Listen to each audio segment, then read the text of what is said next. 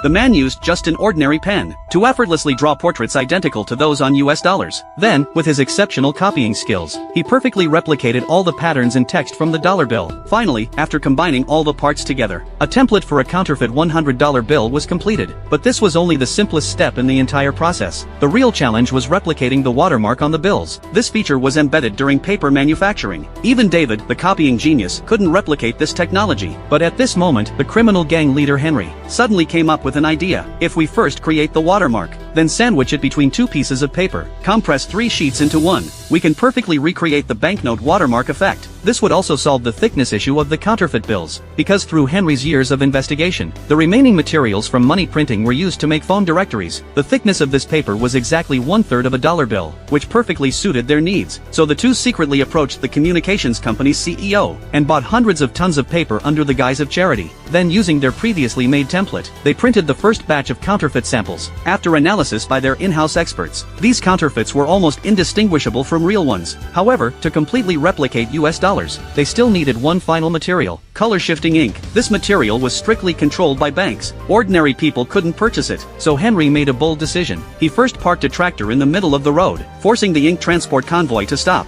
Then he used himself as bait, engaging in direct fire with the security guards. Meanwhile, the snipers lying in ambush were in position, and quickly took down all guards from the side. The counterfeit gang successfully seized the color-shifting ink, to leave no evidence behind. Henry specifically planted a bomb on the transport vehicle before leaving. With a huge explosion, the entire convoy was instantly engulfed in flames. Back at their base, all printing machines began running day and night printing counterfeit money. Before long, they finally produced counterfeits that looked even more genuine than real bills. But David couldn't feel happy about it, because they would eventually run out of ink. He realized they needed to find a solution quickly. So while David flew around the world with Henry, trading counterfeit money, he continuously experimented with various ink color combinations, until during one transaction with a gang, David was surprised to discover that on the gang leader's car was color-shifting paint very similar to that used on US dollars.